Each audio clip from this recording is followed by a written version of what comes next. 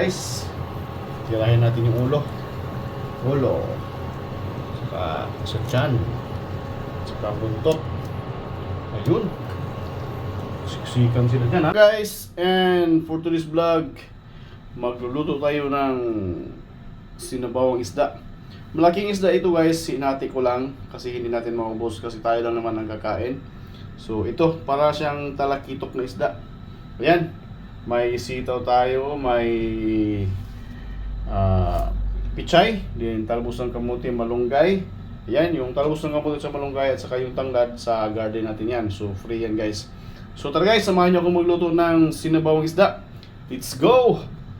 Guys, habang mag-prepare tayo ng mga gulay natin lutuin, magpapakulo na tayo ng tubig dito para mamaya matapos mag-prepare ng mga gulay, kumukulo na itong tubig natin. Right? Guys, unahin natin itong tanglad para ihalo natin sa ating pinapakulong tubig. Magkalasa, yung taba ng tanglad natin, no?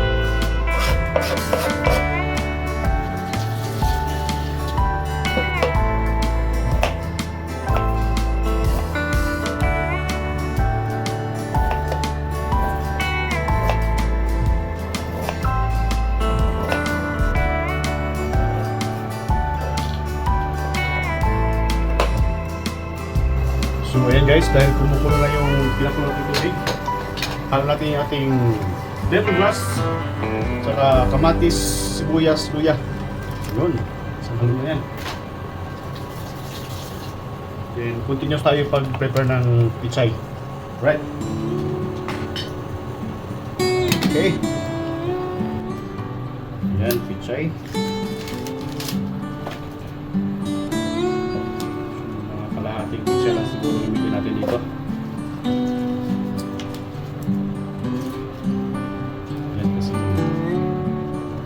panggulay tayo.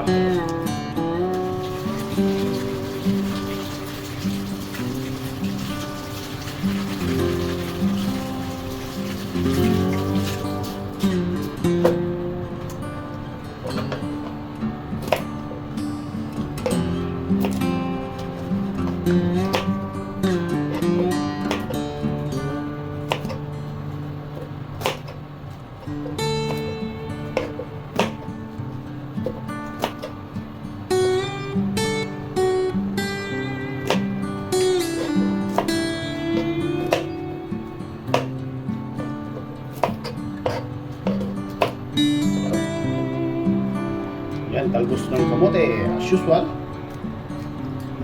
Galing sa garden natin to.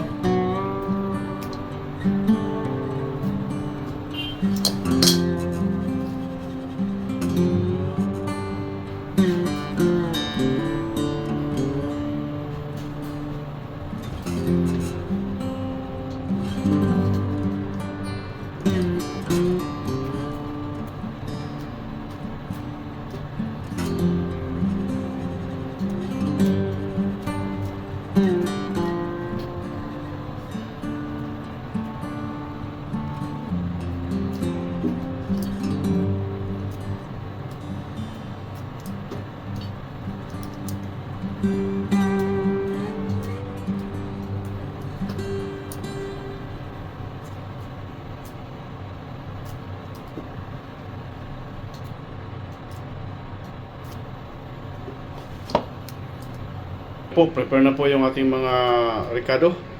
Saka kumukulo na rin yung ating tubig na pinakuluan with the masters. Mga ricado doon, nandun na. So, tara na. Ihalo natin yung isda. So, ayan. Tulo na yung tubig natin, guys. Tirahin natin yung ulo. Ulo. Saka sa tiyan. Saka buntot. Ayun. Siksikan sila dyan, ha? Parang hindi magkasya. Kasya yan. Malaki lang kasi yung ano natin, tanglad. Okay. Ayan po, yung sabaw natin. So, takpan lang natin to. Parang kulang ng tubig. Magdagdag tayo ng inim na tubig nito. Yan, magdagdag tayo ng tubig. Kulang yung tubig natin. Ayan lang. Mainit naman yung tubig na idagdag natin. Ayan guys, while hinintay natin yung ating isda na kumulo, tirahin mo natin itong malunggay natin.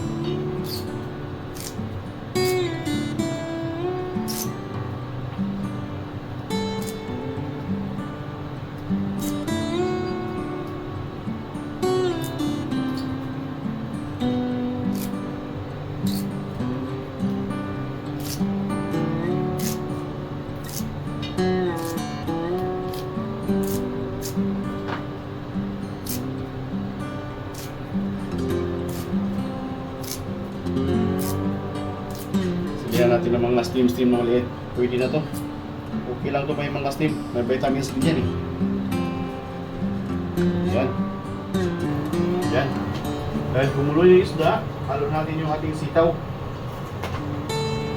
Sitaw. Yun. Marami namang gulay to. Pero buti na lang, hindi natin inubos yung ating pichay. Kasi punong-puno naman to. Ayan. Desak pa lang natin saglit. At this point guys, may kunting sinigang ako. Halo na natin kunting sinigang. Ang balansi lang. Ayan. Ayan po. Pagka kumulo ito, pwede natin yung pizza ihalo. So maglalagay tayo ng asin. Wala. Para isahan na lang. Ayan, asin.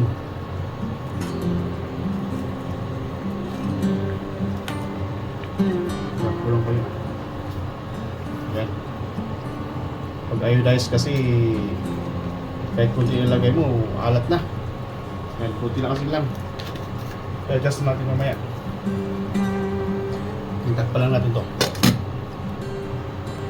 Then, maglagay na rin ako ng sili dito guys. Sili. Ayan. Para may kunting anghang. Dahil kumulo na rin siya, halo na natin yung ating pitsay.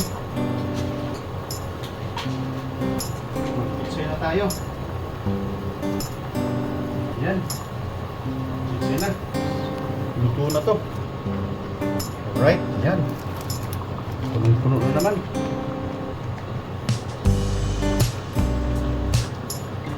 Wow.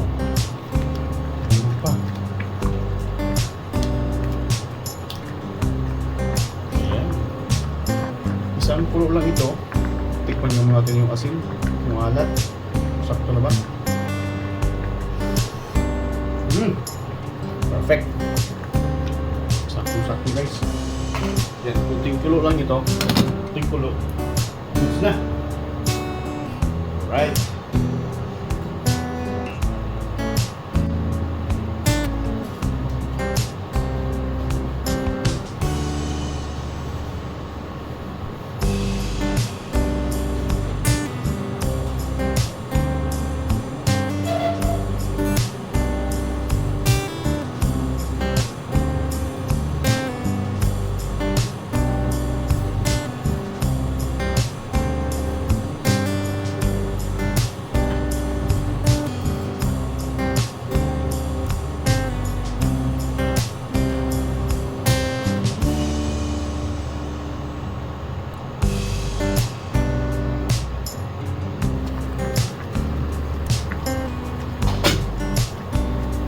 Ayan, dahil kumulo na, halo na natin yung ating talbos ng kamote. Ayan.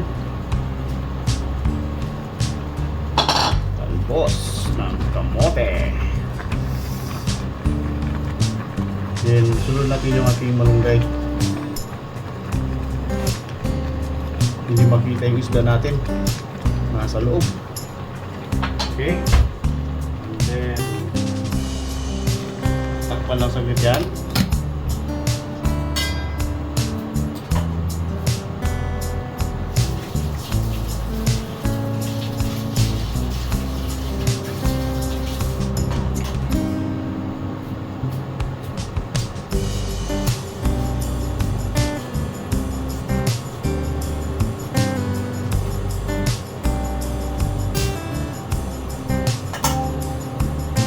Yun na.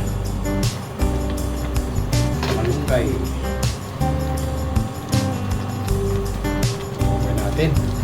Dumidikit sa plato kasi. Dumidikit sa kamay ko.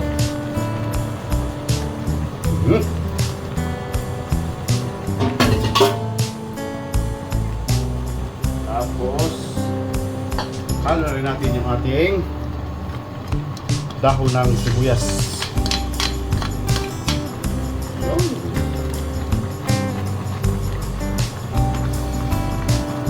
na ito guys. Yun, finished product natin sa ating sinbawang isda. Alright, sumin natin guys. Wow, sarap. So, thank you so much. Kain na to.